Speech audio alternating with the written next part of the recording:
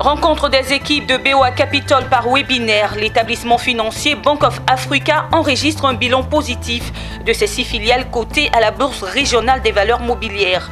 Et puis les étudiants de fin de cycle du réseau des universités des sciences et technologiques d'Afrique en séminaire d'information et de formation.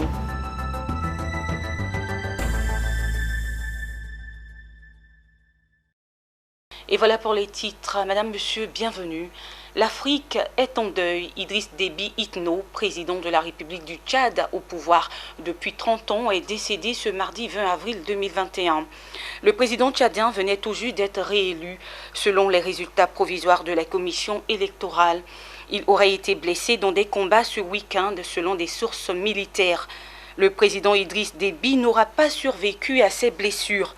Sa mort reste une grosse perte pour l'Afrique et crée des risques d'instabilité dans la région sahélo-sahélienne. L'homme était connu pour son combat avant-gardiste dans la lutte contre les djihadistes. Écoutons à présent quelques réactions sur la mort du président. Le Tchad est reconnu comme un peuple qui a une culture et une tradition guerrière. Donc cette expérience et expertise dans la lutte anti-djihadiste, ça n'étonne pas. Deuxièmement, il faut dire que le président Itno Déby Idriss avait des valeurs psychocaractérielles. Ces valeurs psychocaractérielles, je peux citer le courage. Il était un homme courageux, résistant, engagé et patriote, comme vous l'avez signifié tout à l'heure. Résistant, la preuve en est que la rébellion de 2005 avait envahi tout le Tchad et même rentré jusqu'au palais. S'il avait été un président peu courageux, il allait démissionner et il allait fuir le pays. Il a résisté jusqu'à ce qu'il y ait l'inversion. Et donc avec la mort d'un leader charismatique comme celui-là, qui arrivait à créer une cohésion au niveau de son armée, une influence, est-ce que le phénomène ne va pas s'aggraver? Et c'était ce que j'étais en train de développer. Mais vous savez, il y a un autre phénomène, c'est que les djihadistes sont devenus des mercenaires des temps modernes. Alors, ils sont utilisés par qui veut mener un combat géostratégique, géoéconomique ou géostratégique. Ils sont utilisés par des gens qui veulent résoudre des combats politiques. Dans le cas du président du Tchad, le forum est doublement touché parce que depuis 2009, au sommet des chefs d'État, où le forum a fait son intervention à travers son secrétaire général pour demander que la royauté africaine et la chefferie soient intégrées dans les constitutions africaines, ce pays, ce président, fut un des chefs d'État qui a appliqué à la lettre et allé au-delà de notre demande. Aujourd'hui, vous arrivez au Tchad, vous verrez qu'il n'y a plus de préfets de région. C'est les rois qui sont les préfets des régions. C'est les chefs qui sont les préfets des régions. Ça, c'est pour nous quelque chose de très important dans l'évolution et dans la restitution de l'identité de l'homme africain. Le départ du président nous choque. Nous choque. Vous savez, dans la vie, ce que les êtres humains doivent comprendre, c'est que l'être humain a son côté positif et il a son côté négatif. Nous regardons seulement le côté positif. Et le côté positif, c'est son panafricanisme. Tout autre chose à présent. L'établissement financier Bank of Africa a présenté ce mardi les résultats au 31 décembre 2020 de ses 6 filiales cotées à la Bourse régionale des valeurs mobilières. Organisé habituellement en présentiel à Abidjan, ce 5e rendez-vous du genre s'est déroulé par webinaire avec la participation des équipes de BOA Capital. Le compte-rendu de Daniel Kodjo et Marius Seri. Au 31 décembre 2020, les 6 représentations du groupe Bank of Africa, cotées à la Bourse régionale des valeurs mobilières, enregistrent des résultats satisfaisants malgré la Covid-19. Il s'agit de BOA Bénin, BOA Niger, BOA Côte d'Ivoire, BOA Burkina Faso, BOA Sénégal et BOA Mali. Leur performance d'ordre financier et commercial se justifie par diverses raisons. Les banques BOA ont entre autres adopté un accompagnement des clients existants, le financement des secteurs non affectés par la crise et l'investissement des excédents de liquidités en bons du trésor. On avait logiquement une logique, je dirais, de transformation bilancielle, c'est-à-dire baisser la concentration en allant un peu plus sur le retail, sur la PME et baisser le poids des crédits au corporate. Mais avec les effets de cette crise, nous ne sommes plus dans cette logique de transformation bilancielle, mais nous sommes dans des logiques sectorielles. C'est-à-dire que tous les secteurs qui ne sont pas du tout peu impactés par la crise, nous sommes dans une dynamique d'accompagnement, de développement de ces secteurs. Par contre, nous accompagnons nos clients actuels pour sortir des difficultés qui opèrent dans ces secteurs. Par contre, on s'interdit pour le moment de se lancer avec de nouveaux clients dans ces secteurs impactés.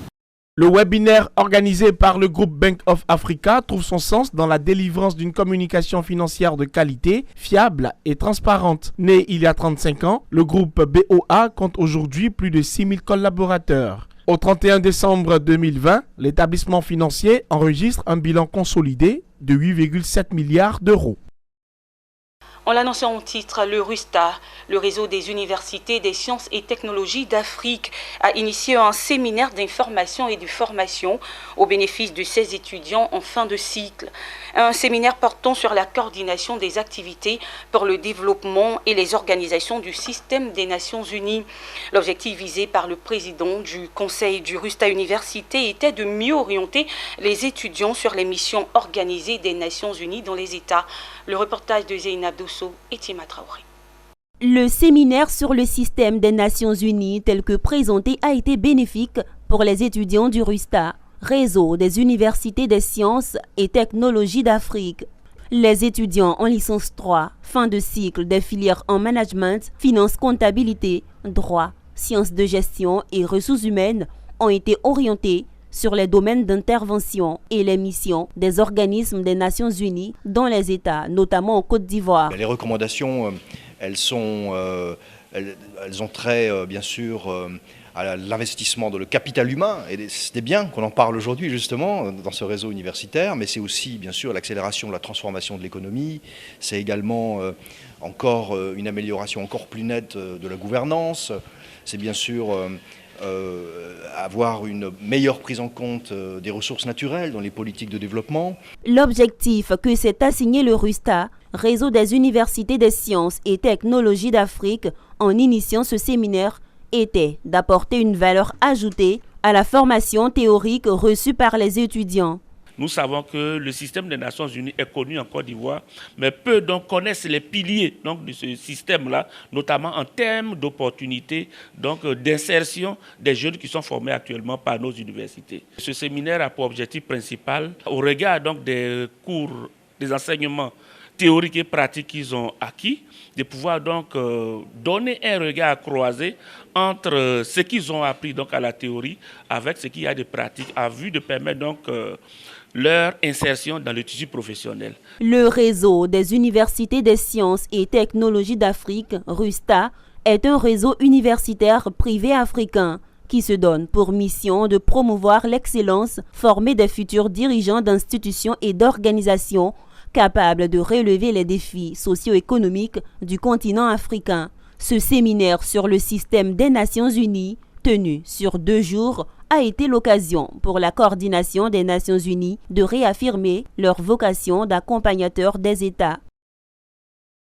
Le préfet de Djoko, Ibrahima Cissé, a organisé un atelier de renforcement de capacité à l'intention des acteurs du foncier dans la région du Guémon. C'est un séminaire axé sur les outils de planification et des textes réglementaires régissant le secteur du foncier en Côte d'Ivoire.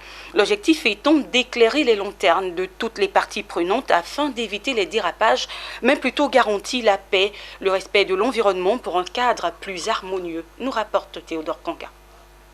Le non-respect de ces tests, en ce qui concerne le foncier en Côte d'Ivoire, entraîne des conflits domaniaux et sociaux, mettant à mal la cohésion sociale. Pour remédier à ce problème, source de nombreux conflits, les autorités préfectorales du Guémon ont initié un atelier. L'objectif de cet atelier, déroulé du 14 au 15 mars 2021, est de renforcer les capacités des chefs de village, des présidents des jeunes et de tous les acteurs du foncier urbain et rural à Djokwe. Le contexte du séminaire va renforcer la capacité des autorités coutumières, des autorités administratives sur les questions du foncier urbain. C'est comme je l'ai dit, le manque de connaissances crée beaucoup de problèmes. Le foncier urbain, sa gestion repose sur des textes, sur des décrets, des lois. Géomètre espère et son rôle dans le développement des territoires. Procédure d'enquête, procédure d'approbation d'un lotissement, gestion des espaces verts et des réserves administratives dans un lotissement. Ces 4 sous-thèmes, développés lors des communications, ont permis aux organisateurs d'éclairer la lanterne des participants sur les outils de planification et des tests réglementaires régissant le secteur du foncier en Côte d'Ivoire. Mais l'enquête Komodo, c'est ce que nous devons faire avant d'aller sur le projet de lotissement. La procédure d'enquête Komodo peut être lancée par des personnes physiques, des associations ou bien des sociétés. Le géomètre expert, c'est le pion essentiel. C'est le seul qui est garant dans le foncier. Et donc, la population, lorsqu'ils ont des besoins, ils doivent toujours s'attacher les services du géomètre expert. Parce qu'il a les compétences, il a la qualité, il est formé pour ça. Le maire de la commune de Djokwe, Diboni Honoré, et le médiateur délégué du Guémon ont salué l'initiative du préfet Ibrahima Sissé, qui depuis sa prise de fonction, œuvre pour une paix durable dans le Guémon.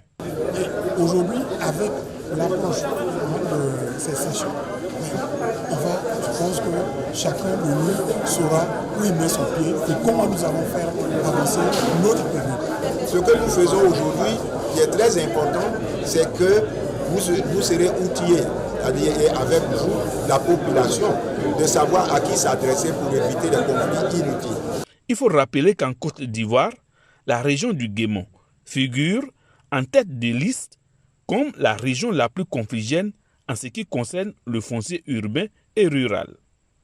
Ce séminaire qui a vu la participation de 672 acteurs viendra, à n'en point douter, à désamorcer les conflits sous-jacents. La société coopérative agricole Capressa du village d'Apropon dans le département de Béthié vient de se doter d'un centre de services agricoles inauguré récemment. La création de cette structure qui s'inscrit dans le cadre d'un projet américain MOCA vise à contribuer à l'amélioration de la qualité et de la disponibilité des produits agricoles et au renforcement de capacités des producteurs dans la perspective de leur professionnalisation. On en sait plus dans le reportage de Joseph Assalé, notre correspondant régional dans l'Indénié Djoua-Blanc. Apron-Pron, village situé dans le département de Béthié dans la région de l'Indénié Djoua-Blanc. La société coopérative agricole Capressa de cette localité vient de se doter d'un centre de services agricoles. Il a été inauguré le 7 avril en présence des membres de ce groupement agricole, de ses partenaires et des autorités locales. La création de ce centre de services agricoles revêt une grande importance selon le président du conseil d'administration de Capressa. Aujourd'hui, avec ce centre de services agricoles que nous allons offrir à nos producteurs, c'est des produits de qualité. Et au-delà des produits, ils auront des formations et des conseils sur l'utilisation, sur les méfaits de ces produits et sur les bienfaits de ces produits.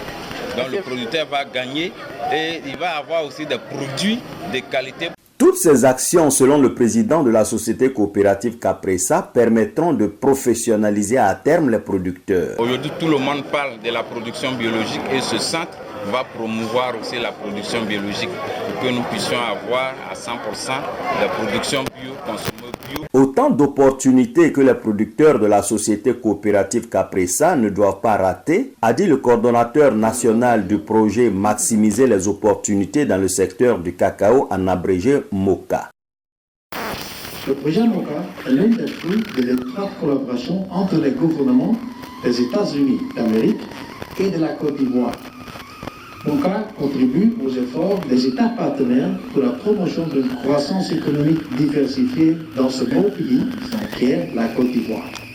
Toute chose dont s'est réjoui le secrétaire général de la préfecture de Bétié, qui a exhorté par ailleurs les producteurs à s'approprier le centre de services agricoles, dont la création contribuera à booster la productivité dans la région de l'Indénié Djoablin, et aussi à faire de la Capressa une coopérative exemplaire dans le domaine de la production du cacao. Et voilà, c'est la fin de ce journal. Merci de l'avoir suivi. Merci surtout de rester sur Business 24 Africa. Au revoir.